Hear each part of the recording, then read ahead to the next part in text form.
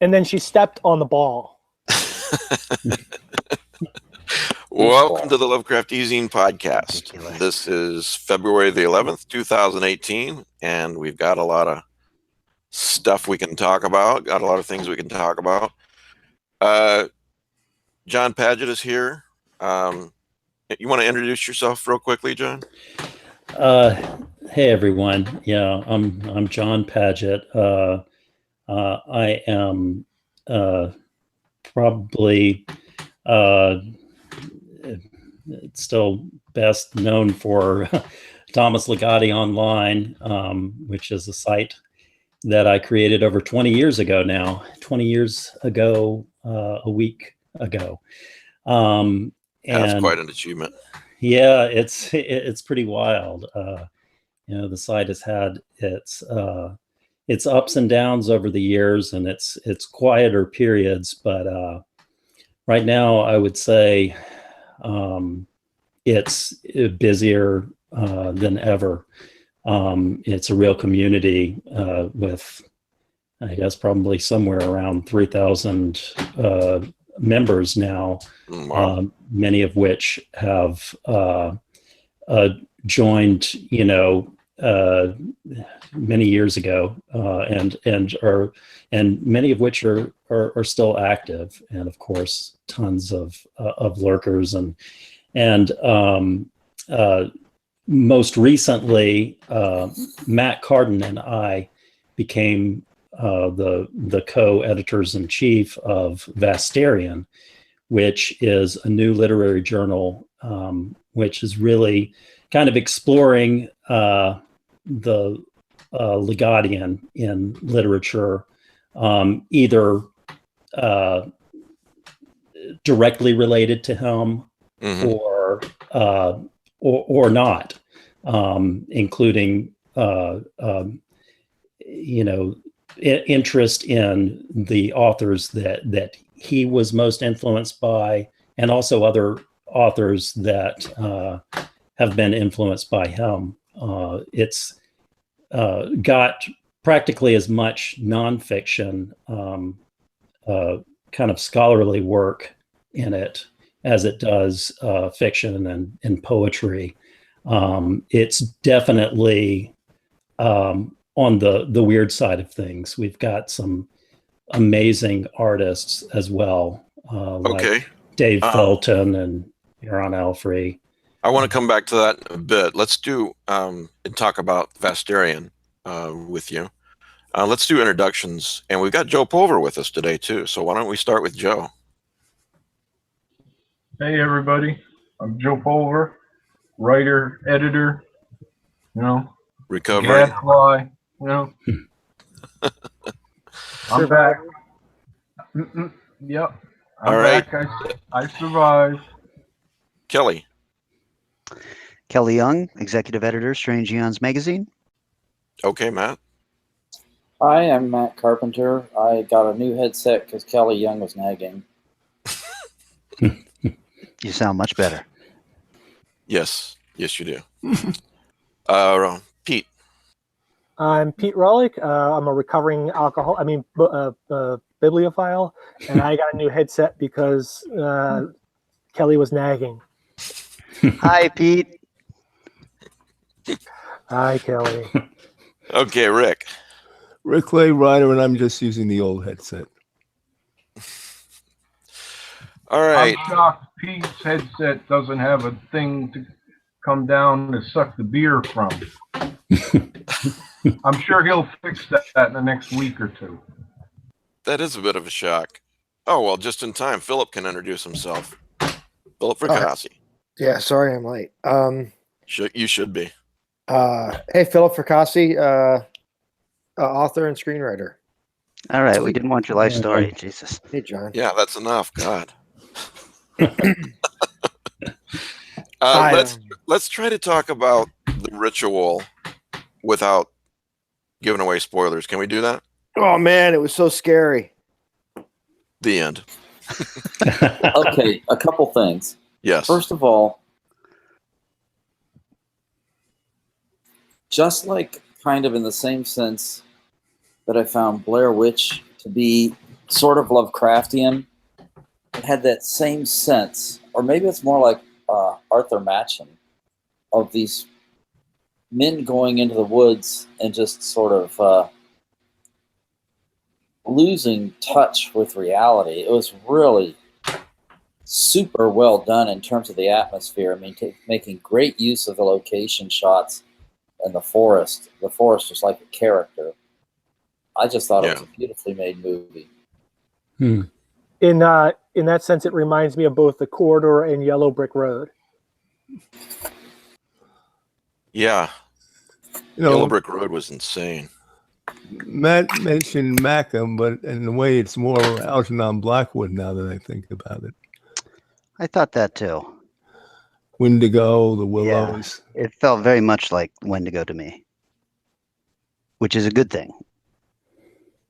What do you want to say about it? Because you were pretty adamant that we talk about it, Kelly. Has anybody read the novel that it is based on by Adam Neville? I have not. I think Philip has, though. Yes, It's in the stack. I have. I have read it. It's excellent. It's really good. This strays from the details of the novel, but stays pretty true to it. The third act is a little different in the book. But it's just one of those slow mounting tension kind of stories, and it's really, really a good book. I found myself, we were talking earlier, I found myself enjoying the second act more than the first act. And people were saying that they didn't care for that second act. I thought that the tension had ratcheted up beautifully, and I was literally on the edge of my seat watching that. It really helped. They had great character development, so these were believable people. And not just that, but great actors. I mean, this is not, I have no idea what the budget is for this. Netflix is notoriously stingy on any of that kind of information.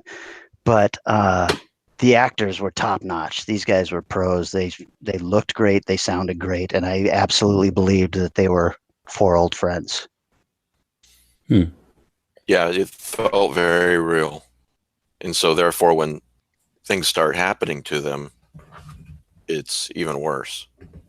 Yeah, and that's the secret. I think that I think the reason we sit through Stephen King's ridiculousness is that he spent 600 pages making you believe in these characters. So when the weird stuff starts happening, they start acting appropriately, and you buy into no matter how strange the idea is, because they're acting like people facing a very strange thing. And I felt like this film pulled that off wonderfully. I hope that Adam Neville is very proud of this. They did him right.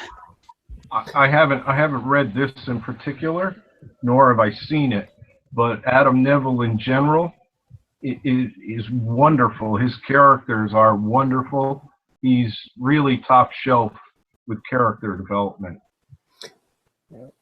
Kelly, it's funny that you brought up Stephen King, because watching it, that whole first act kind of reminds me of the first act of Dreamcatcher. What Dreamcatcher should have been. Yeah. That's a weak novel that was turned into a even worse film. While I was watching this, I kept thinking to myself, God, this is what that Blair Witch remake was supposed to be. Right. You know, this, if you wanted to see how all those Lost in the Woods movies that were like, this could have been so much better, should have been done. This is the movie that says this is how it could be done. And you're praising, I think the acting is superb. I think they got great actors. I think the special effect is frigging awesome. The worst part of any creature feature is always when you finally get to see the creature, except for this movie, which you just went, what the hell? This is amazing. I mean, this creature is right up there with John Carpenter's The Thing. Just absolutely amazing reveal. And the other thing is, this movie, if you're not into that kind of thing, it's not terribly gory. I mean, there's violence, there's a little bit of gore, but it's really just completely, continuously ratcheting tension with a lot of stuff happening off screen, which really works. Yeah. Yeah, it does. You're in the woods at night and you hear branches breaking, something's moving towards you, and you don't know what it is. Fear of the unknown is the greatest fear. Well, two things, and Stephen King was mentioned. It reminded me a little of The Girl Who Loved Tom Gordon, which was set in the forest and had a sort of godlike monster. Sure. And the other thing I just want to say, I had no idea how this was going to end. I was on the edge of my seat. Yeah, I and I am notoriously picky about movies with dream sequences in them. In film school, it was just hammered into me that dream sequences are the refuge of the weak writer. And I loved the dream sequences in this, and I loved how they integrated into the real world. Yeah, great movie. My 2 cents is pretty much along the lines of what everyone's saying. I mean, it was such a well-made film. I mean, that was what really stuck out to me. It was shot really well. It looked great. I mean, it looked amazing. From the production design to the exteriors and the actors were all great. I mean, very believable. The creature effects were top notch. And, if anything, I wish the movie had 20 more minutes of running time, because I feel like they sort of, that was my one probably big negative with the film, was how it ended. And to Kelly's point, the third act was not dramatically different than the book, but definitely altered in tone from the book. Yeah. And I would have greatly preferred the book's version, but because it would have been a lot of fun. But it's amazing how far a story can go when it's just done well. And it was done very, very well. So it definitely is a movie worth watching. Because if nothing else, it's a well-made film, and these days those are few and far between. Yeah. Yeah.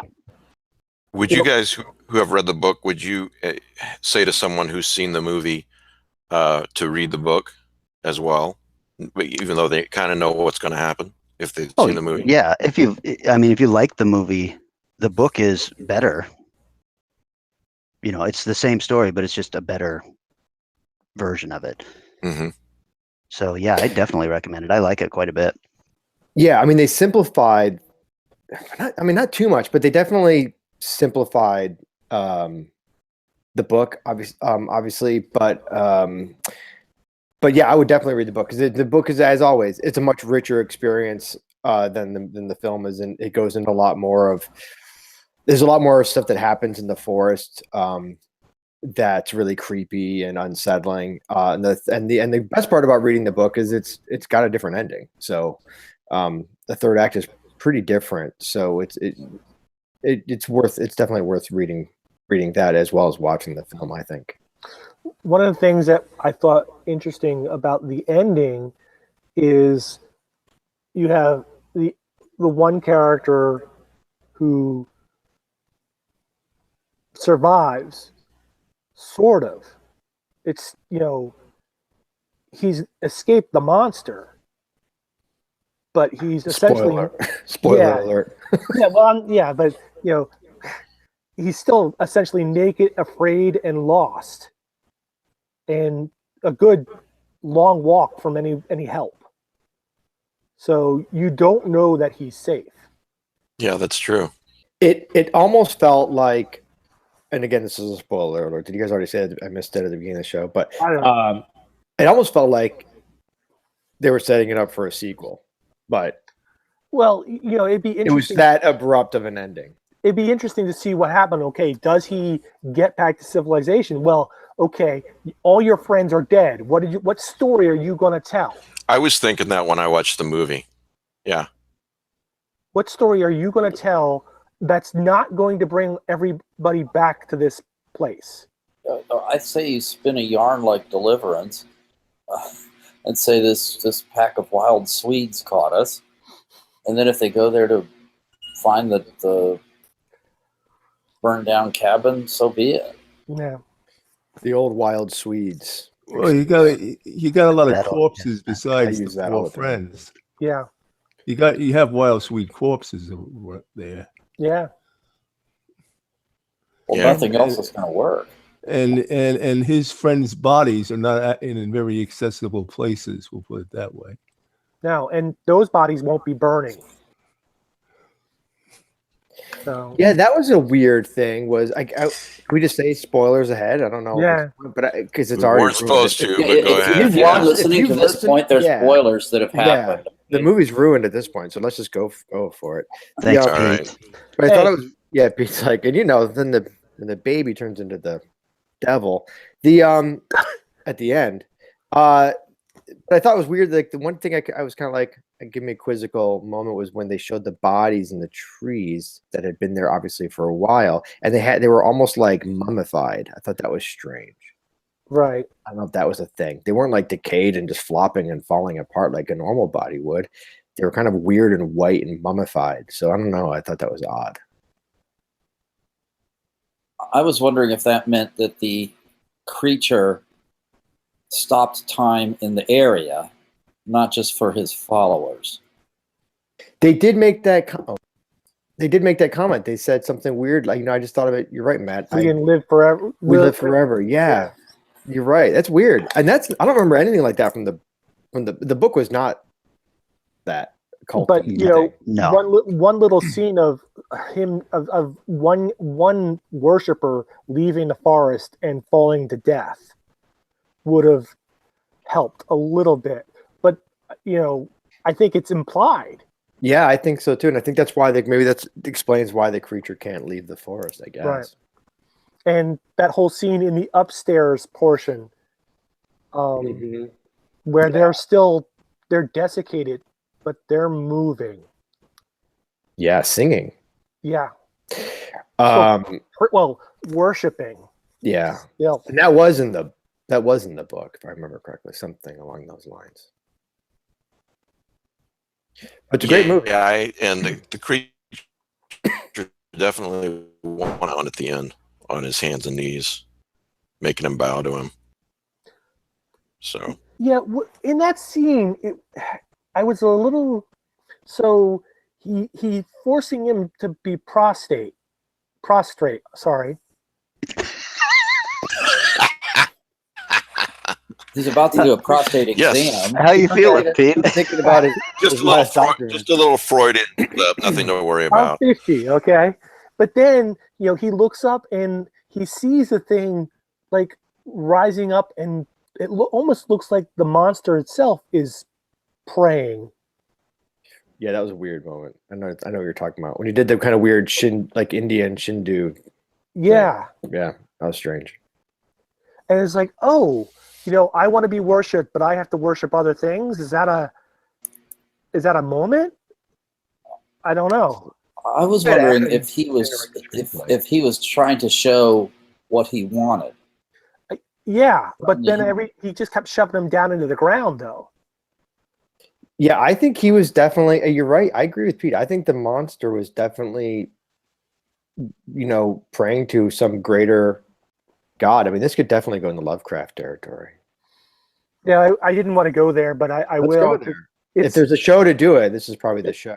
To me, this is one of those examples where a writer has taken local mythology and then weirded it up enough where it strays into Lovecraft territory. See, I guess what I think is, they say it was a Jotun, a race of giants, bastard child of Loki. Okay, well, the Jotun derived from the giant god Ymir. No. Yeah. Mm-hmm. Maybe in one version of mythology, but not in all of them.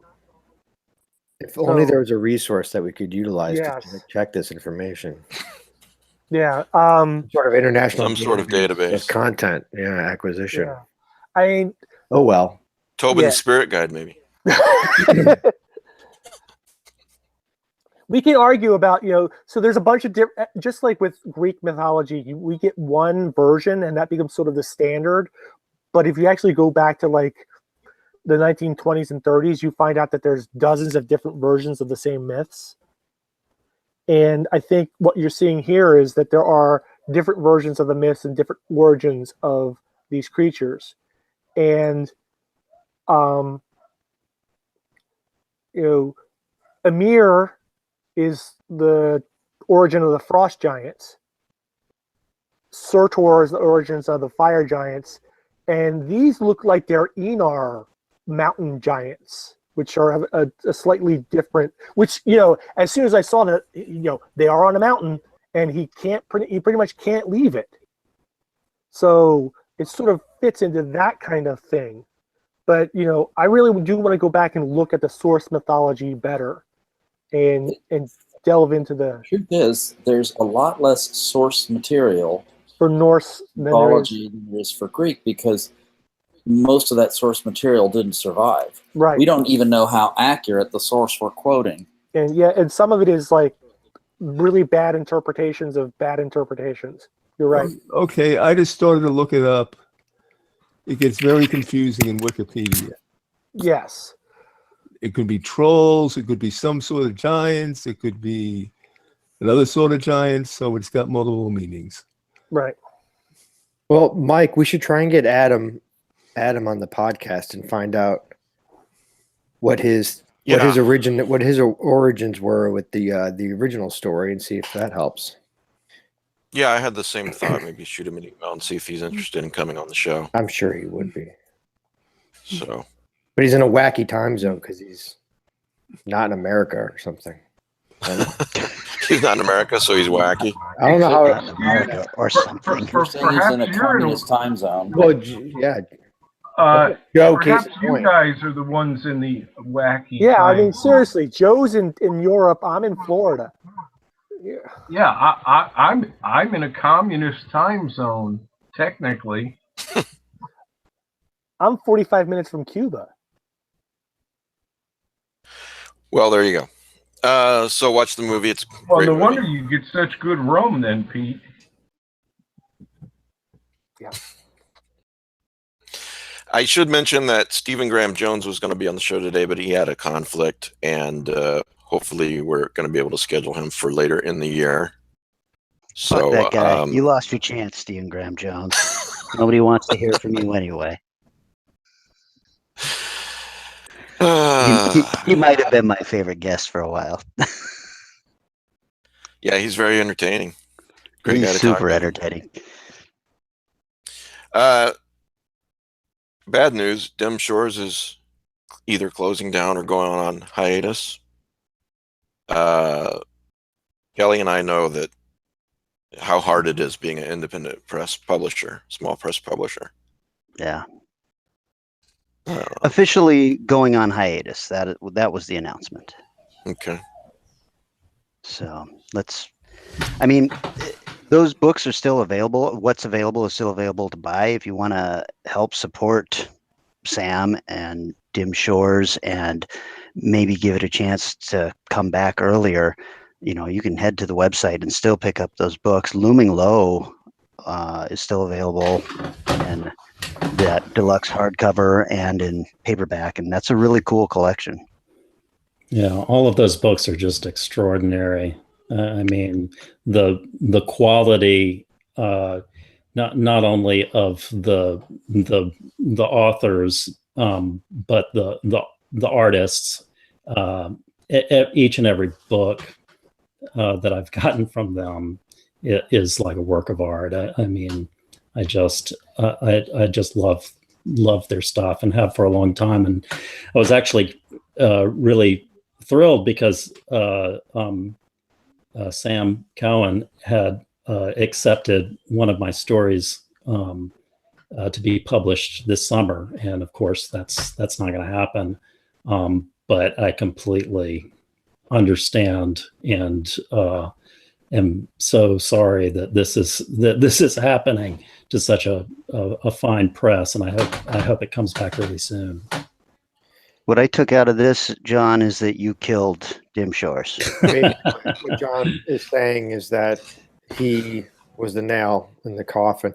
Can I yarn philosophical for a second and get a little bigger picture? Because one of the things that I've always questioned about Sam's press, and this is in no way, please, everyone knows this, I'm sure, saying anything negative all about the work that Sam does and what a great press it is.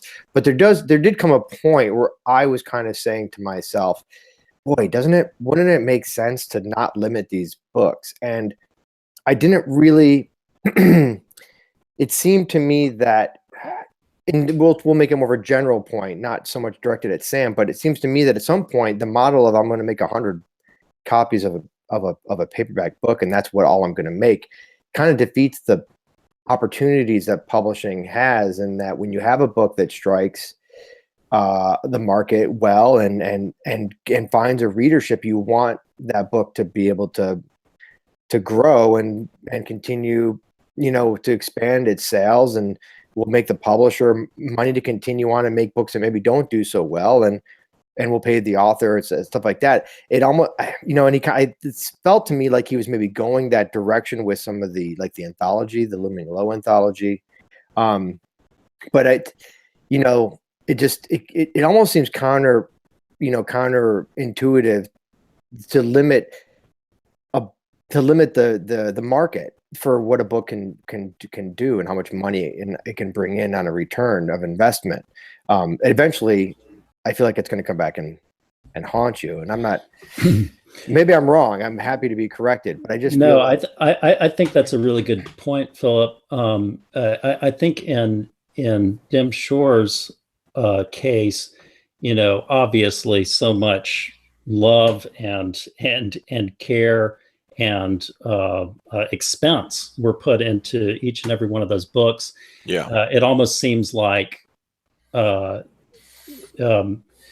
hopefully after they come back from the hiatus, there might be the idea of, like what Dunham's Manor Press does a lot of, and others, create kind of a limited edition copy that has a limited run, and then maybe more of a mass market copy that can be available on Amazon or anywhere indefinitely.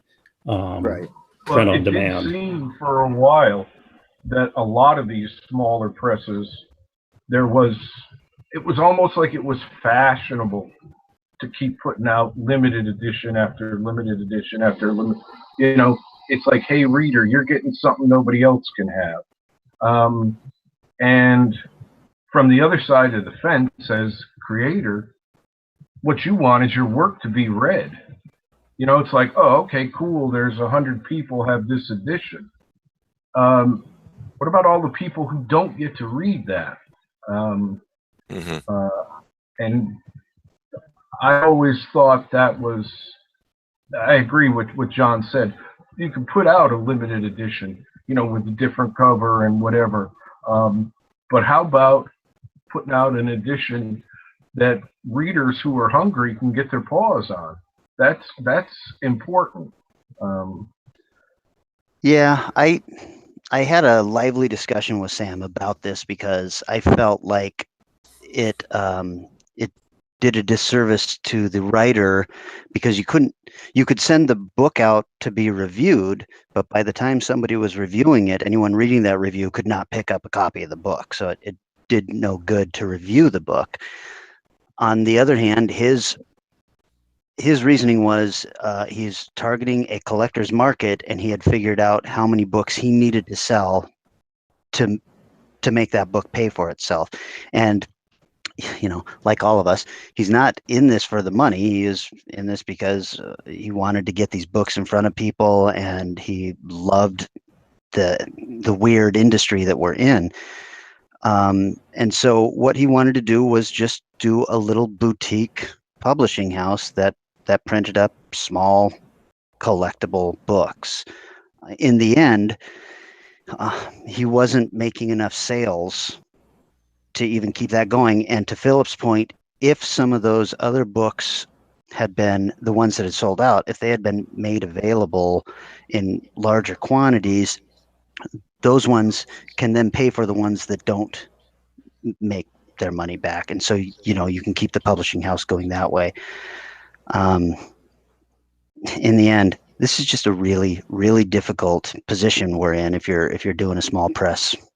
It's just so difficult to make any money in it. You're in it for the love of the game. Yeah, for sure. And Sam did do second runs on a couple of the titles. Like I know he did a second run on Scott Nicolay's book, and I know he did a second run on Matthew Bartlett's book, I believe.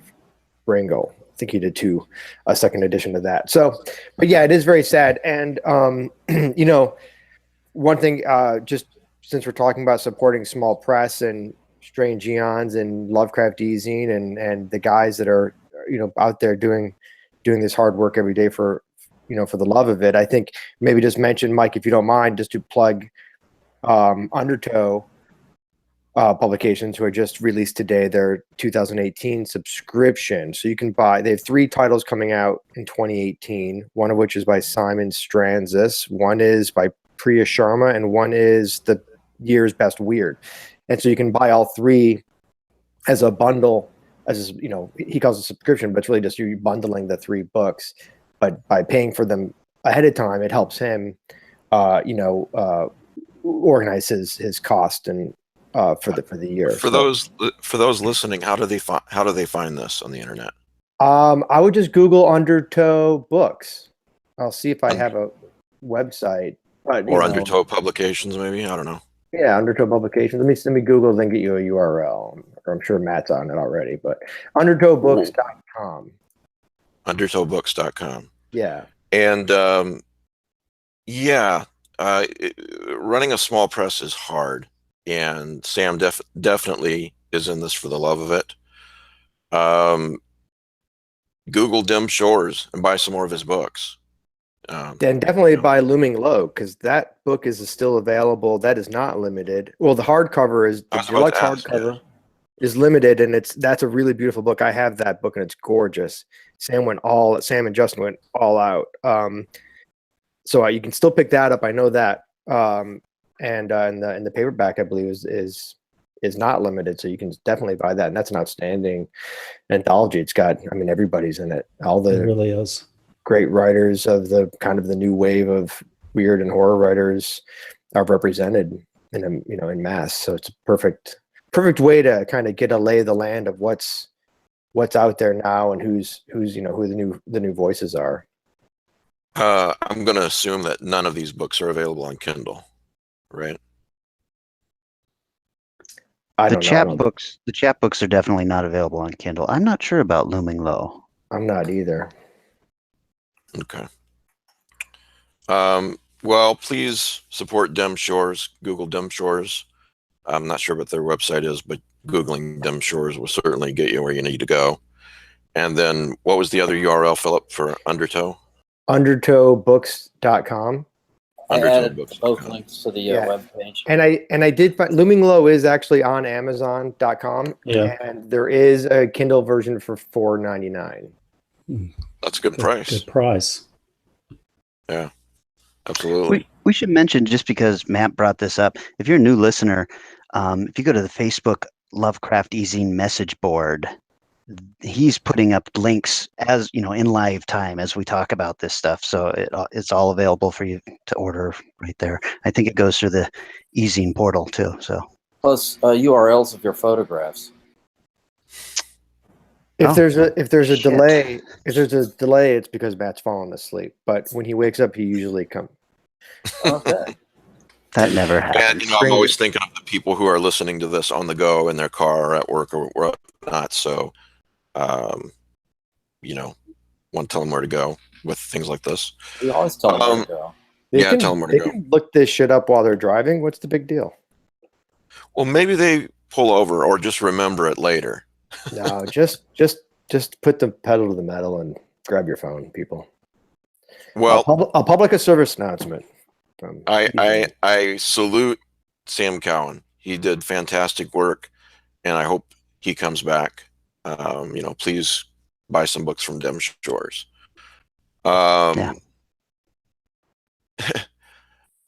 Let's talk to John about the Kickstarter Vestarian. Do we tell us what that is. Okay, so Vestarian is speaking of new small press.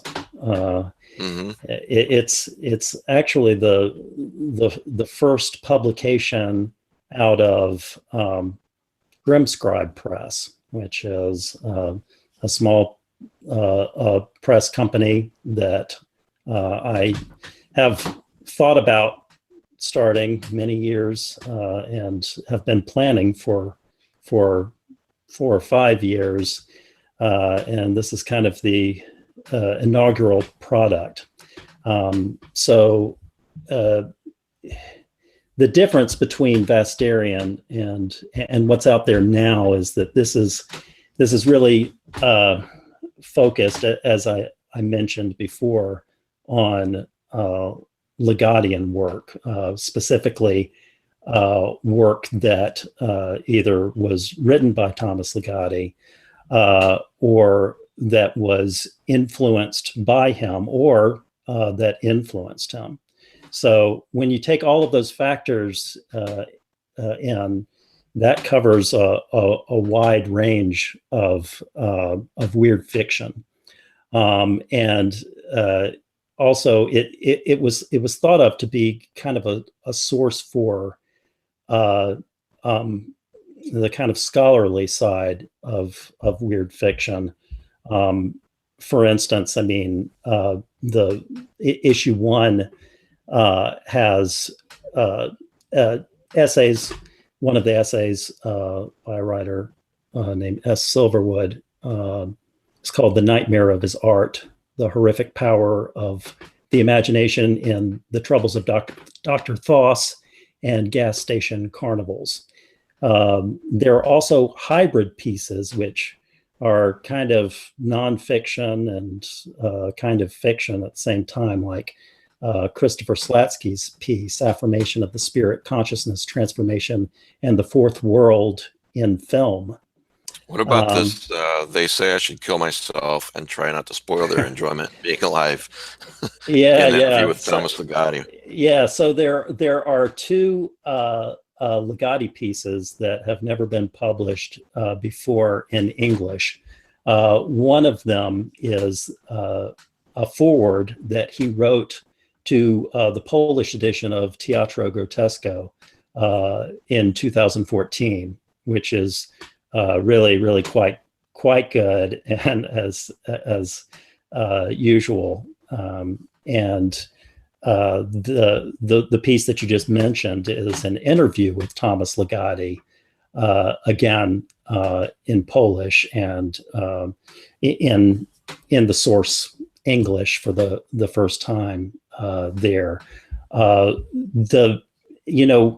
Matt Carden, whom most of you know, is an incredible horror writer in his own right, and an editor, musician.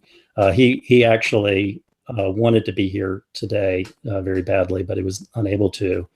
But he and I have been working on this with a handful of other folks for I guess 3 or 4 years now.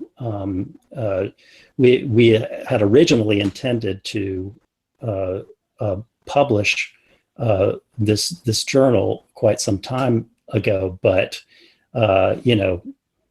everybody's schedule got crazy, and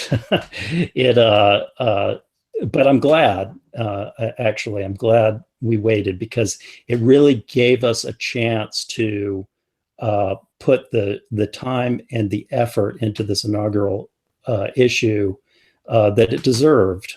This has been a long time coming. Like I said, I started the Thomas Ligotti online site, which is at ligotti.net, over 20 years ago, and was a Ligotti aficionado, to say the least, far before that.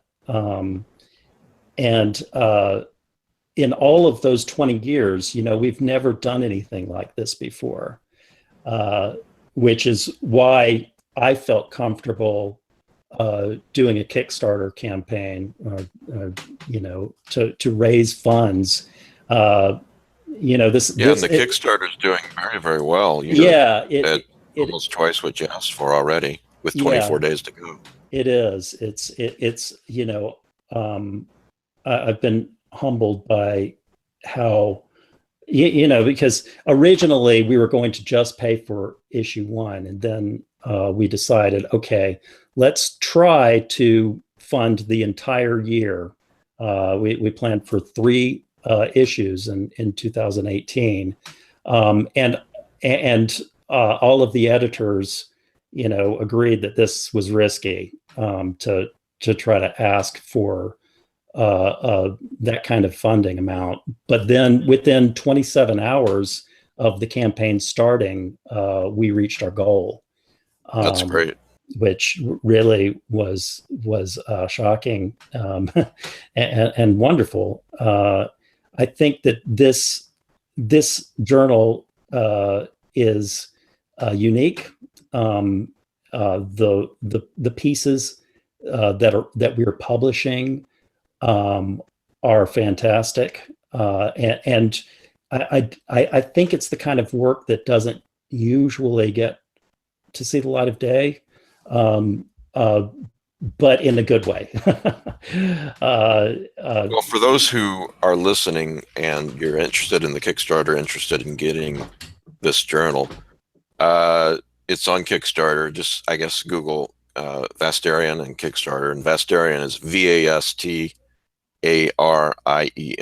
Yeah, that's right. That's right. It was named after Thomas Ligotti story by the same name, which is one of the more Lovecraftian stories that he's ever written.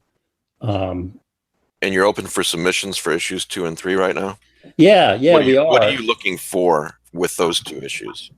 Yeah, so obviously, if you, as a writer, if you have work that has kind of a Ligottian sensibility, that is kind of bleak, psychological, philosophical horror, but not just that. We're looking for supernatural horror pieces, both fiction and film, and mind you, we're looking for nonfiction pieces about literature, not necessarily Ligotti, but other writers, weird fiction writers as well. We're very interested in those kind of pieces: philosophical pessimism, Gnosticism, Buddhism, nihilism, of course, but also surreal works. Joe, you have something? Yeah, I'm real excited to see new Ligottian fiction, because when I did the Grim Scribes Puppets, which is stories inspired by Tom, the writers were all inspired by Ligotti in one way, shape, or form. I didn't, you got X amount of room in an anthology. And I wound up turning down a couple of things that I really loved, but this was the top, and there started to be a kind of vibe to the anthology, and it's like, as good as this one is, it steps outside of what I'm trying to achieve here. And I was amazed at the breadth out there.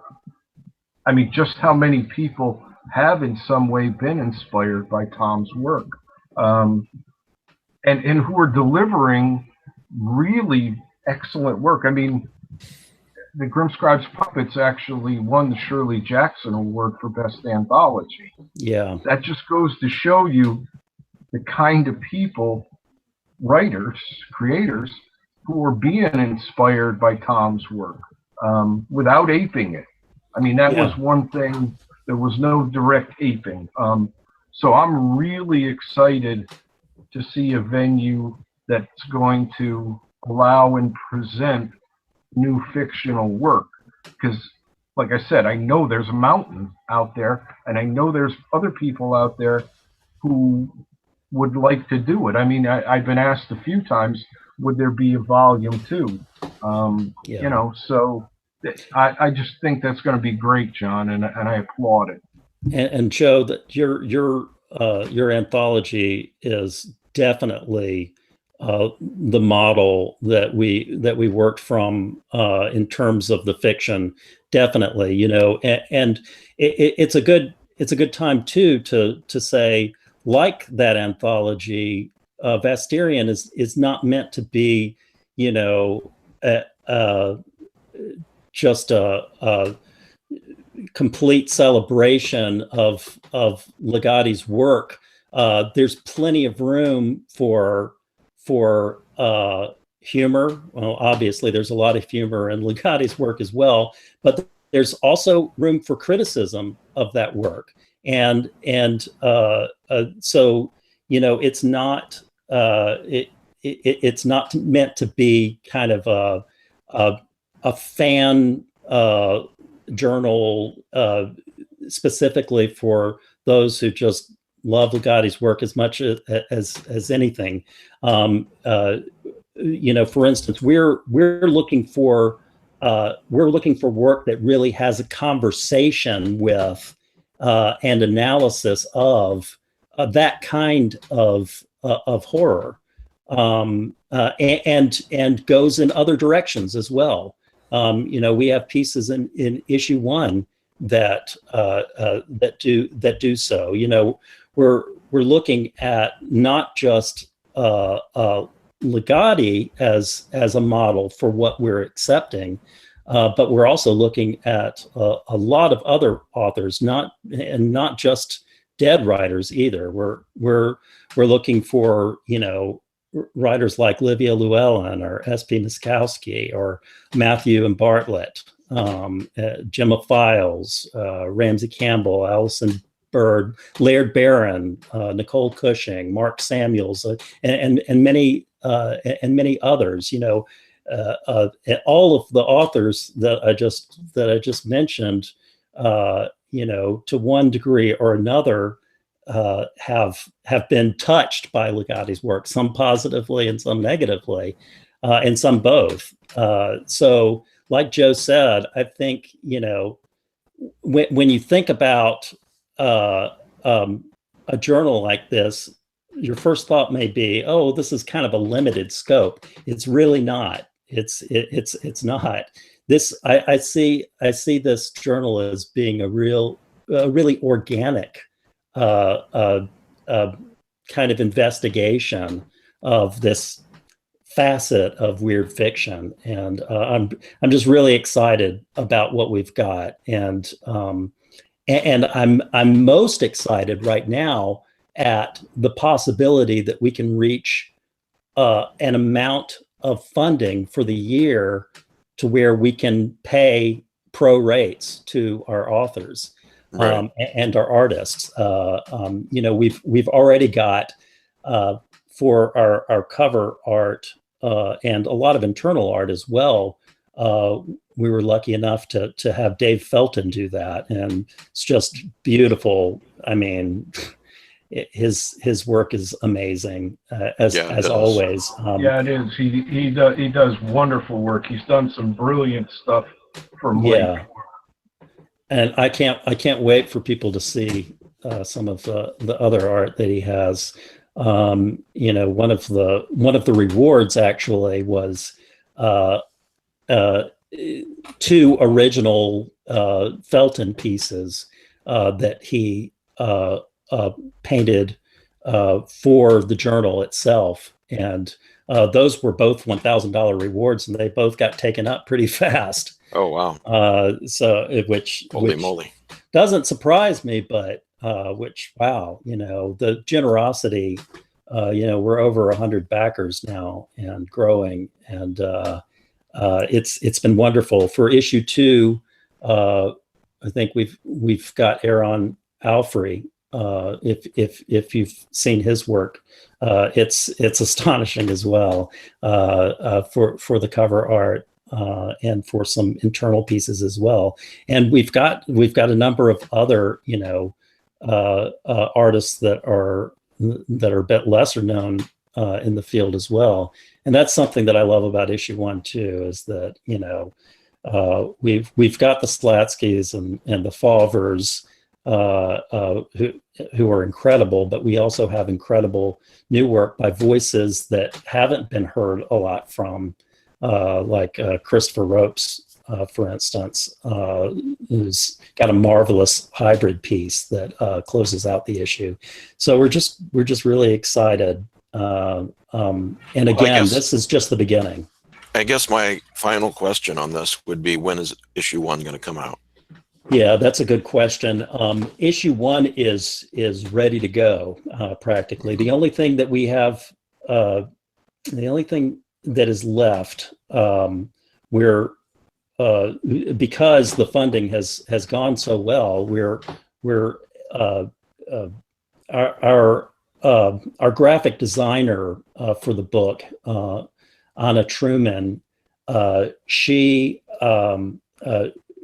designed the cover and the back and the front, along with Dave Felton's art. And we're going to be giving the manuscript over to her to work her magic throughout the whole thing. So, right now, the inside of it is perfectly formatted and looks, perfectly good. The art looks great. But the font, the design, all of that, is relatively generic, and we're going to let her work her magic on it. But we plan to release issue 1 after the Kickstarter ends in early March. So it should be available at that point. All right. So to conclude, Google Vastarian, Vastarien. Google that and Kickstarter. I'm sure that'll take you right to it. The other day on Facebook, Philip posted something that I thought was pretty interesting and maybe a bit Ligottian and scary, definitely. The title of the article is "Where do you go when you die? The increasing signs that human consciousness remains after death." Phil, you want to say something about this? This is just... No. Oh, man. No, I don't. No, it's just I thought it was really interesting. And, sometimes I just like to post stuff because I think it's fascinating and I think it's an interesting idea. And I don't necessarily always agree with, the hypothesis of an article that I post, but I do find, if I find it interesting enough, I tend to share it with people, and it's generated some interesting conversation on my Facebook page. That's for sure. People seem to have some opinions about it, but and I've said this before in interviews and stuff. I'm kind of a nut when it comes to transference of energy after death. I'm a big afterlife guy. I've studied a lot of it, and I've read a lot of stuff, and I incorporate a lot of those themes into my fiction. So I always love, a scientific take. Yeah, that's interesting. I didn't know that about you. What do you personally think happens when you die, or do you have you formed an opinion after all that study? I have formed it. Well, I formed it as much of an opinion as you can have, which is I do believe, I'm very much in line with the idea that there is energy that does continue. In what form and in what place that energy exists, is obviously theoretical. But I am not we are meat and we are carbon and oxygen. I definitely feel like there's a soul and there's energy, that consciousness has energy, and that it does transcend the death of the body, and it does stay relatively intact. That's my personal take, and I've written a few stories that kind of talk about a lot of my stories. People, when people die in a lot of my stories, unfortunately. I don't know if you've read any of my work, but yes. People most of them don't survive till the end. But a lot of times I kind of like to play with what happens after death. And I have my own kind of a little fictional take on it, that involves pale skies and tall black trees and seas, black seas and that kind of a thing. And then I have my personal take, which is, I think there's definitely, I'm a believer in, I don't know. I just believe the consciousness is a really powerful thing. And I think the energy is a very powerful thing. And there's so much we don't understand about the universe, and so much we don't understand about the matter and the energy of the universe. And so anyway, that's sort of my personal take. Buy this book. Yeah, buy that book. while Behold you're the at it. Void, yes. It's amazing. Speaking of that book and the eZine web chat, should we talk about the poll that's taking place?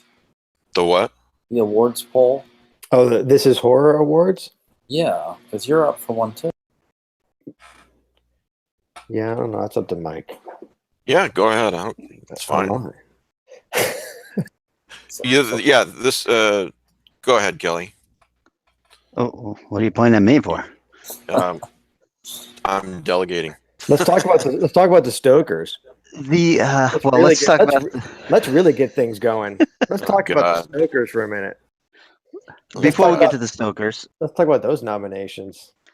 Let's just mention that every year the This Is Horror website, which does wonderful podcast and all sorts of they're publishers, and their website has all sorts of cool articles and stuff like that. And every year they do the This Is Horror Awards, and this year Philip Fricassi's Behold the Void is nominated in the Best Collection category or anthology, and the Lovecraft eZine podcast, which you are listening to right now, your favorite podcast, right now, is also nominated as Best Nonfiction. So that's something to crow about a little bit. Well, it's not just that. It's not just that. We also have Looming Low is available to vote for as anthology. The novella, there's Agents of Dreamland by Caitlin Kiernan. S.P. Malkowski's I Wish I Was Like You is up for novel. So there are quite a few Lovecraftian connections, like Publisher of the Year, Word Horde and Journal Stone, as well as Crystal Lake, are available to vote for. I think the takeaway on all this is you want to go vote for Behold the Void. I think that's the takeaway. Yeah, I think that's sort of where we're heading with all this. Yeah, but not for the Fracassi book. Whatever. No. That was your book. Okay. Mike won 3 times last year. Won 3 of these suckers, if I remember correctly. I would say that we did, but at any rate, all you have to do is I put a link. All you have to do is go or look it up online. Google This Is Horror and awards, I guess, or go to thisishorror.co.uk. All you have to do is email them your choices. Yeah, it's through the 26th, I think, that they're taking choices. I don't know if there's a limit to how many times you can vote. I have some Russians voting. There is, actually. You can vote one time. Well, not if you have more than one email address. I suppose that's true. Is the deadline the 26th? I think it is. They said vote as often as you can, so I did. I believe in the terms of service, it says that if you are caught cheating, that Bob Pastorella will come to your house. And personally okay, then. Discipline you. Look, you don't want Bob Pastorella coming to your house. Trust me. So welcome, Lady Lovecraft joined our chat. No, that's Joe. That's Google doesn't like me, so that's I have to use that. And while we're on the subject of Joe, I want you to know that in the live chat, Joe, there's a lot of people saying that they missed you and they're glad to see you back. So. Oh well, thanks everybody. I really appreciate that. I missed being around. Nothing I could do about it. Yeah. I left. I collapsed. I spent quite a bit of time in the hospital. It was a long recovery. So, but I appreciate all the well wishes and whatnot that I received. And it's great to hear. So thanks everybody. Philip, do you really want to talk about the Stokers, or was that a joke? That was a joke. Okay. Nobody wants to talk about the Stokers. So tell us about the Stokers. I know nothing. How about Cloverfield Paradox? I know nothing either, but that never stopped us before. That's true. Clover. What do you want to say about Cloverfield Paradox? This movie was made. It had absolutely nothing to do with Cloverfield. They stuck in about 8 minutes of additional footage to link it up, and it's bullshit. Wow. Bullshit. So you didn't like the movie? I would say this: if you had presented this movie as it had been originally called, like, the God Particle, with no additional references to Cloverfield, it would be an okay Sci-Fi Channel movie, and not bad Netflix movie. But you shoved in 15 minutes of extra footage to tie it in, and guess what? It doesn't make any goddamn sense. Of course it does. It's a catch-all that makes it so simple. It makes all the sense. The guy says in the beginning, if you get this thing started, it could send demons and monsters to any place, anytime, any dimension, which is now the catch-all. This is episode 0 of Cloverfield now. Yes, except that the first Cloverfield movie makes no reference of a looming energy crisis, which is It doesn't have to. It takes place after that movie. No, it's simultaneous. When does it take place? It takes place. It's simultaneous with that. Simultaneously, yeah. But matter of fact, Pete, I'm sure you know this. If you like they used to do in the old days, if you play 2 records at the same time. But anyway, if you play the Cloverfield movie and Cloverfield Paradox, they both I think it's like 18 minutes and 6 seconds or something, is when the monster appears in both movies. It's when the monster appears the exact same time the energy blast messes up the. Are you serious? Yes. Yes. Wow. It's an Easter egg. But the way they kind of get around the illogic of the 2 movies being side by side is by the idea that not only does activating this energy source affect the here and now, but it affects all timelines. So, for instance, I think that the 4th Cloverfield movie is going to take place in World War II. So, in other words, monsters could pop up everywhere at every time. So it's like y'all stuff off. Right. It's and I found the movie to be enjoyable garbage. I mean, I didn't take it seriously, and I had a great time with it. I thought that it was I thought a lot of it was kind of an ode to John Carpenter.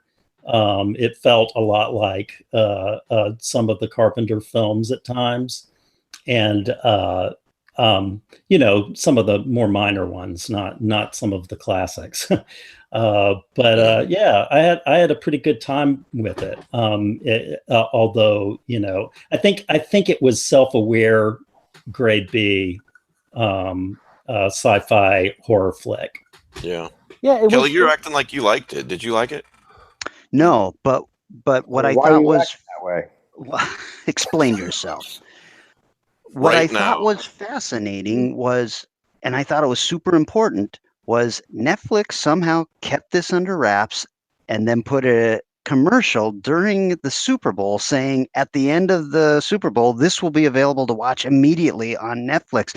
And I thought that was incredibly exciting. And I can't wait to see. Yeah. Oh, it definitely was. And that's the notable thing to take away from this is the way they were able to keep it under wraps is this was originally a movie called The God Particle, and had nothing to do with Cloverfield. And they just added about 4 or 5 scenes in the ending. And then you have a Cloverfield movie. Right.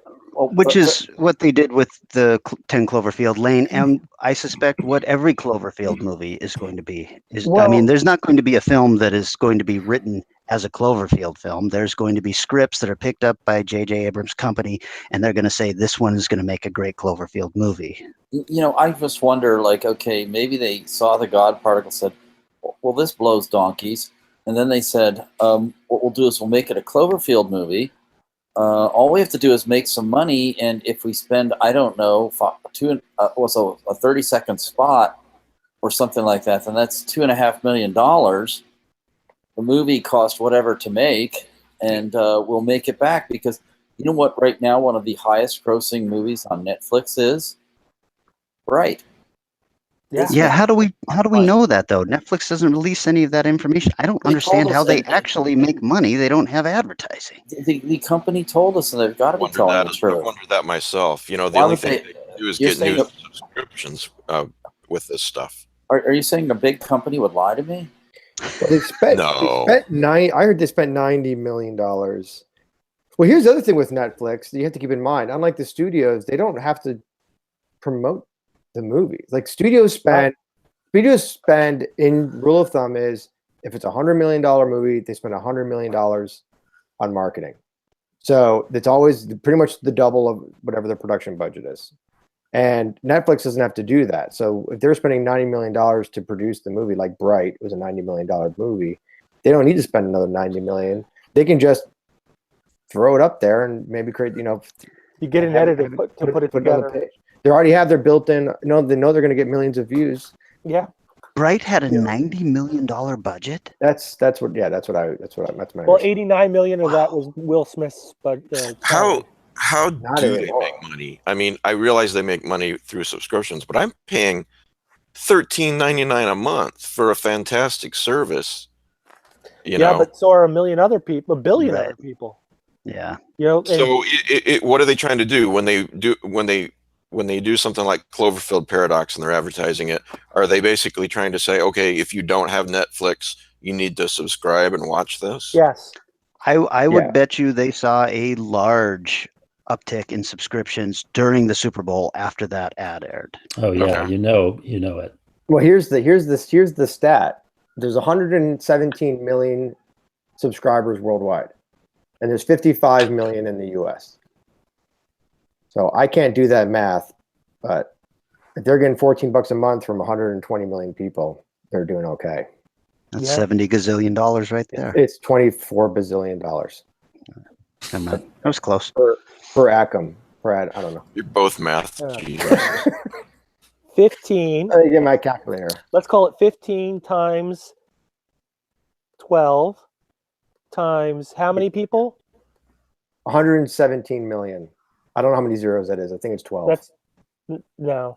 Welcome to the Basic Math eZine podcast. That is I hope Now, you're driving while on your 2 phone. plus right? 2. 21 billion $60 million a year. Billions and billions. Every time somebody says billions, I think that's Carl Sagan. Some listener will come through and explain how Pete was completely wrong with that number. Well, the thing is, you don't get the same movies. You don't get the same movies in other countries' Netflix. The licensing is all different. Yes. Because I know some guy in the UK couldn't get The Ritual on Right. Netflix. That's irony. And we can't get Star Trek Discovery. But Well, you can subscribe to CBS on Amazon and get Star Trek Discovery. but I keep but thinking Netflix about has it. the And I worldwide- haven't done it. that, By Netflix the has way, I just want to say Star Trek Discovery has been fantastic the last few episodes. Screw it. If I have to pay more money than I'm paying already for cable. No. So Why do you even have cable? Why do you have cable? Well, wait a minute. I'm talking to somebody who has an AOL. Oh, it's because it's like I watch like 5 different soccer leagues. I need all these sports packages. And I like This it when episode brought to you by Xfinity.com. Well, the thing is, when I click on it, it says you've got mail. It means they like me. no. Yes, I'm Matt. familiar. Oh God. When Pete posted about the This Is Horror awards and the eZine podcast being one of those nominated, a listener named James Franklin said something that I really, really like, and it's something that I've aspired to from the beginning. And he said, if you're a longtime viewer or listener, you feel like you're hanging out with your own friends. So, James Franklin, wherever you are, I appreciate it. That's exactly what I've always gone for in this show. And But James we don't feel like we're hanging out better with our class of friends. friends. We've heard that time and time again for years. Yeah. No, You know, facetious. Yeah. I mean, especially early on when we started, just the handful of us, and we would just, there'd be no guests, we would just talk. Oh, did you hear about this? Did you see that? And you know, we talked about what we were interested in, and you know, that's, like I said, we've heard that almost since the get-go. Yeah, and I love hearing it. I Oh really yeah, do. it's great because hopefully that, I mean, we're high school kids. It's like, oh, I got this really cool new record. I want you to hear it. You know, that's all we're doing with these books and these movies. You know, it's like, well, I mean, sometimes we come across something we don't like, and but in essence, we're trying to share things that we've come across that we like, and hopefully make other people who like-minded people aware that they exist. Yeah, that's Yeah. exactly what we want to do. So on that note, I got to Yeah. tell you guys I have to leave. All right. But the reason Bye. I have to leave is it's my daughter's birthday this weekend. And she said she wanted to watch one classic scary movie with me this weekend. And we Nice. picked Curse of the Demon. Oh. Nice. So we are going to sit down tonight and watch Curse of the Demon, which I don't think is frightening. I think it's just a really well-crafted witchcraft movie. And that if there are any frightening scenes, and it'll be in the beginning and the end. Yep. So Maybe less than 5 minutes. yep. You passed on the alligator people? Yeah, well, you know, I love the alligator people. I don't think she's ready for it. Mhm. So Well, you have a good time with your daughter watching. yeah, you watching guys that. have a nice That's time. great. I'm gonna go watch a scary movie with my 10-year-old. Get out. All right. Fun, Thanks, Pete. Pete. We'll talk about you when you're gone. All right. See ya. We can get into the old debate about whether they should have showed the monster or not, because the monster was inserted in Night of the Demon. Hmm. The Curse of the Demon has 2 titles. I've not seen Curse of the Demon. I don't know. What Well, the monster's iconic. They had a decent monster. Because I remember the first time I saw that monster was when we used to use up these monster trading cards, and I wondered what the heck was this. And it wasn't until like 12 years later I saw it finally. Well, on the note of sharing things that the listener may not be aware of, I highly, highly recommend that you go to Amazon.com and in a search bar type Philip Fracassi and read his books. He didn't know I was going to say this. But Philip is a really, really good writer. And if you're not aware of his work, check him out. On another topic, you can go to the lapd.com and search Philip Fracassi and read his record, which is also pretty fascinating. Fascinating reading, yes. One list is longer than the other. We'll just keep it. All right, so something you may not be aware of. Okay. Yes. One of the things listeners ask us about is cosmic horror that is not Lovecraftian.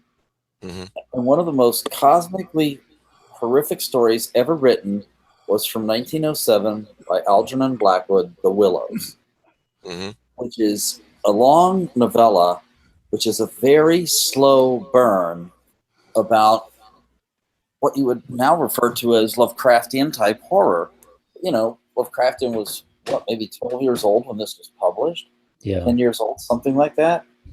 This is a brilliant novella, very atmospheric. It's available probably free online.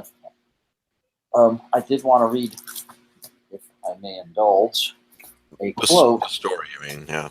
No, I'm going to read the whole story. It's 40,000 words. Let's see. But I'm missing the place. Okay, but it's basically, there are quotes in there about the otherness and the insignificance of humanity in this place. So there's this novella. It's been available for over 100 years now. Well, for the very first time ever, 2 artists, an author and an artist, have done a comic book adaptation. and it is really quite successful. This is, I believe, the second issue. It was 2 parts. The script is by Nathan Carson, and the artwork is by Sam Ford. And I think the art is quite good. Oh, Nathan Carson, no kidding. Okay. Yeah. Now, they did make a couple changes. The one thing is they made the 2 protagonists young women instead of men, and then they gave them names instead of them remaining nameless. Now, it still works. Nothing like that was. I'm sorry, that was book 1. Now, book 2 has also got a beautiful cover. Which I think these are just gorgeous. Where can people buy this? I'm going to list it because you can buy it from your local comic book company, Right. but you can get it from Floating World Comics online. Floating World Comics? Yeah. Okay. And it's basically 2 issues. It's a very good adaptation, lovely art, and they hold true to the story. And of course, it's a different medium than the novella, and the novella is very old. But I think they're very successful at conveying the wild, carefree nature of the 2 protagonists, the idea of them being on this island and the willows closing in, and the otherness, the otherworldliness of what is happening to them. So I think it's a very successful comic book adaptation of a novella that Lovecraft declared the finest weird tale ever written. Okay, so Floating World Comics. I wonder if Google that. I guess I wonder if it's available on Comixology. Digital comics. I don't know. That would But be cool too. it's not terribly expensive. I mean, now individual issue comics are ridiculously costly when I'm still used to paying. I remember paying 50 cents, and I get incensed when they're not. But these are like about $5 an issue. They had comics when you were a kid? Well, they were made with charcoal on, horn books. It's just very interesting. You have this people who want other worldly cosmic horror.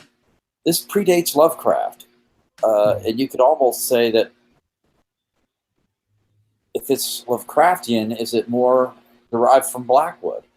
But this is a beautiful novella. If you've never read it, you should read it. It's a gorgeous language, really disquieting, and the unhurried buildup is wonderful. And then I think they've done what I think is a very successful adaptation to comic book form. It's a really marvelous story. Definitely one of my favorites. And it's interesting because I was thinking about the Willows somewhat recently. I can't get into specifics about it, but I've been recording a Laird Barron story, and while I was reading it, I realized, wow, this, a lot of readers think of Lovecraft when they read certain of Barron's stories, but at least it came upon me all at once. So, a lot of these stories really kind of have something directly from this story, The Willows. I mean, it almost feels, the last time I read the story, it almost feels like a Barron story. It's the same kind of elements. Well, if memory and protagonists. If memory serves, then it may not, knowing my memory. But I think that Laird mentions The Willows and how much he likes that story in an introduction he wrote to one of the best weird fictions of the year, probably the first one. Yeah, I think so. That totally makes sense. Yeah, no, you can read the story. It's been anthologized. I mean, 100,000. I mean, a million times. But I know specifically if you have the Vandermeer anthology, The Weird, which is all the great weird stories over whatever. How many? Yeah, it's a great anthology. I think it's the first story in that anthology. And if you're a cheapskate, it's free online. You can find it. I put a link. Or if you're poor. Right.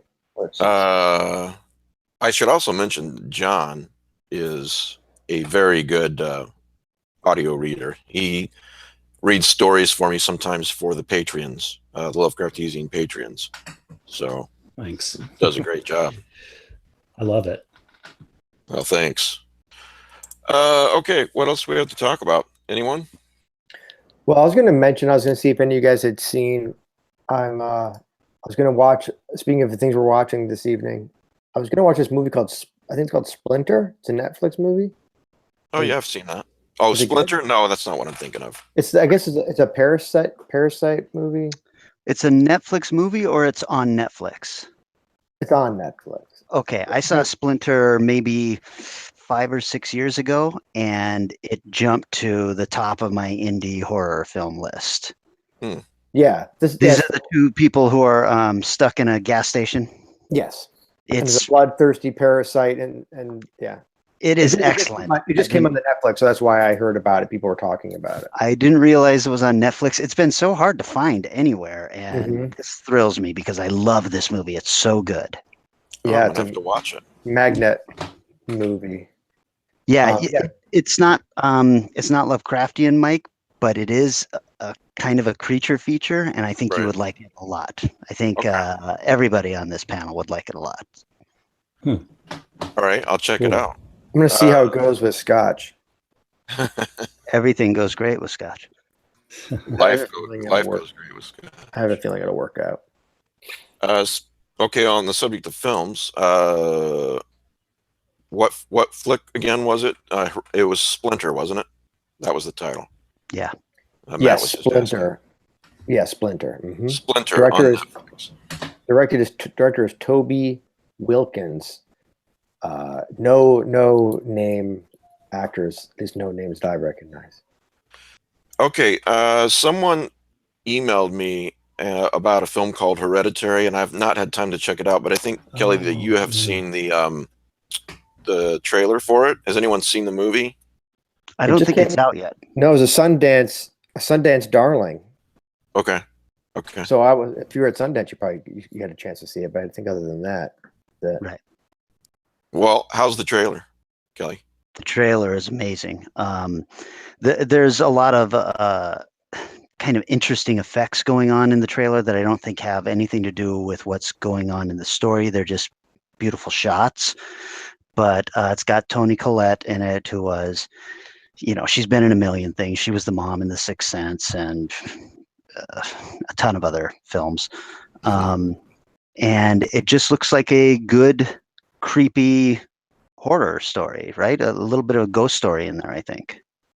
Yeah, it has something to do with, and I'm a big, I have a weird grandmother in a lot of my stories, who represents Mother Nature. We won't get into it, but I think but there's like a weird Nana type figure who, at least they give the impression that there's some tie to the third generation daughter, this little girl, and the grandmother who died, and she was into some really witchy, culty shit, and sort of stuck in of the dead mom and the little kid who may or may not be possessed or somehow connected to the dead witchy grandmother, is sort of dealing with that, and the girl's kind of doing some horrible things, but then they kind of, in the trailer, they kind of allude that there might be something going on with the mother too. So it seems very character based, but the effects look kind of interesting. To Kelly's point, it's like, I guess there's always one movie every year, I think, that is supposed to be the scariest movie ever made, and this is sort of taking that title for 2018. We'll see how it goes. Well, I look forward to watching it. I guess the last thing I've got, and if anybody else has anything, speak up. But John Langan was on a couple of weeks ago, and he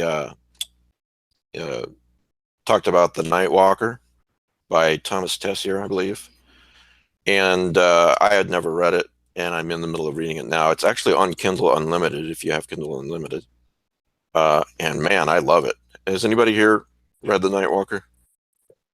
I'm also reading it. I don't know. I wouldn't say I'm halfway through it, but I'm like 6 or 7 chapters in, and yeah, it's really good. And I'm also reading his. I mentioned this to you guys earlier.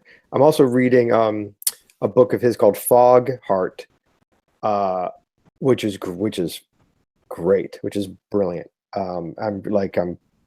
It's blowing the doors off for me. So I highly recommend that as well. Thomas, what's Foghart about? It's about a killer, strangler. And I don't want to give too much away, and then there's also like a protagonist who has telekinetic or psychic abilities and knows, and they're kind of connected somehow. You don't really know how yet, but she sort of feels what he does, and it's really the language is the writing is top drawer. It's beautiful. And I'm also reading. I mentioned this on Facebook earlier. I'm reading Midnight Sun for the first time by Ramsey Campbell, and it's quickly becoming my favorite book ever. It's to the point where I'm literally rereading pages because I don't want to miss a line because it's so beautifully written. I mean, it's my kind of writing across the board. It's very physical and it's very visual, and it's a master class in writing. So that's another one I'd recommend for sure. Okay. Anyone have anything else? Yeah, I picked up the latest book in the Anno Dracula series by Kim Newman. Kim Newman obviously doesn't need any promotion from us. The guy is a New York Times bestselling author still, and he has written a series of books under the Anno Dracula title. Anno Dracula, the first one takes place, it starts at the end of the book Dracula, except that Van Helsing and his gang do not win. Dracula wins, and then he proceeds to take over Europe and turns everybody into vampires. And that book deals with a Jack the Ripper killer and the entire Jack the Ripper story with Inspector Aberline and all the prostitutes and everything. But it takes place in a Whitechapel that is infested with vampires also. And then the next book, The Bloody Red Baron, takes place in World War I. The next book, Judgment of Tears, takes place in 1959. And then I just picked up this one, Johnny Alucard, which takes place in the 80s and 90s. And actually, I haven't read it yet, but in Transylvania, the vampire Kate Reed is on the set of Francis Ford Coppola's troubled movie production of Dracula.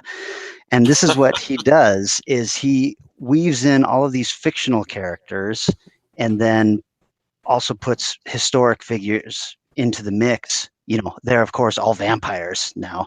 It's just a really, really neat story. I mean, vampires are played out, in my opinion, except for the Anno Dracula series, which is just spectacular stuff. Can I just comment? Wasn't there a Hammer movie in like the early 60s, late 50s, where they had Count Alucard? Yes. I'll give you the background. I'll give you the whole background. Well, I was so shocked when at the big reveal, and I think, how stupid can you get? Just one moment. What Kim Newman does is, some people, he was probably doing this independently of Philip Jose Farmer and Pete Rollick. He mixes all these characters from movies. It's like you need an annotated list of everybody. Johnny Alucard is a disciple of the Christopher Lee Dracula from Dracula AD 1972. And I know in previous movies he said Count Yorga Vampire working alongside Dracula, and characters from literary Victorian novels intermixing with characters from horror movies. So it's a big mix of universe crossovers. Yeah, I would say if you've got a favorite fictional character or historical figure, they somehow end up in these books. They're just really neat books. Kelly, I was thinking about you because we talked about this before, and I was talking to a friend at work, and he mentioned a book called Dracula versus Hitler, which was written by Patrick Sheen Duncan, who, wait for it, was the screenwriter of Mr. Holland's Opus. If you want to just really get wacky, but it's called Dracula versus Hitler. I've not read it, Dracula versus Hitler, but apparently it has to do with when the Nazis attacked Romania, I guess, and this time they conquer it, and then the leader of Romania exhumes Dracula to fight the Nazis for his country. So, well, that plot device. If you're going there, yeah, I'm going to get nerdy now. That plot device Now? was Yes, invented. now. Guys, spoiler alert! It's about to get geeky. Was invented by Manly Wade Wellman in Weird Tales around 1944 for a story called "The Devil Is Not Mocked," which was later adapted to Night Gallery with Francis Lederer as Dracula. And basically, it was these Nazis invade this castle and confiscating it from some local nobleman, and they don't realize it's Dracula until it's too late. Well, I love it, Philip. I'll have to check it out. I assume that Matt is putting it on the eZine message board right now. I got tired, buddy. Oh, ouch. Well, thanks, guys. One last thing, Mark. One last thing. Yes. Okay, we'll probably talk about this more later, but there are two really great horror movies nominated for Best Picture. One is The Shape of Water, whether that's horror or not, and the other is Get Out. And, which is probably the most brilliant horror movie of last year. So it is very striking, and these are both movies, I think, of great interest to Lovecraftians. So you can't get any more mainstream than that. We're almost hitting the big time. I haven't seen The Shape of Water yet. The Shape of Toilet Water. Am I right, Philip? Huh? Yeah. Didn't like it then, I take it. No, I liked it the first 10 times I saw it. It was made by other people. What a dick. I loved it. So It's fine. Whatever. It's fine. It's like okay. We'll defer this discussion to next week because there's some things to be discussed. I mean, Yeah. All if right. you got 2 hours to kill, or you got a dentist appointment you want to avoid, check it out. It's like Ouch. Oh. All right. Well, It's also, yeah, we'll talk about it next week. We could go into like how he treats women and other things in that movie, and people who are handicapped and how they're freaks and cast-offs. But I won't go there because we are. so you didn't like it. Okay. I would have liked it if I was a misogynist pig. on that note, I mean, if. maybe Yeah, Matt. I don't know. Maybe deep ones have really big dongs. I don't know. I didn't say that. I do think it's interesting. Yeah, it is a weird time we're living in when two horror flicks are nominated for not just minor effects or something like that. We're getting director, best picture.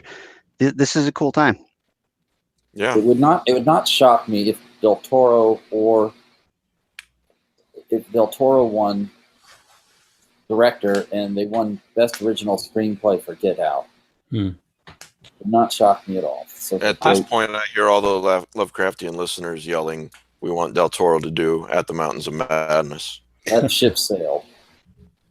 Yeah, I think Get Out's going to be the big winner. I think Get Out's going to win a lot of the big awards. It deserves it. It deserves. I think it's the right time for that movie. I think people are enthused excited about it. It was a great movie.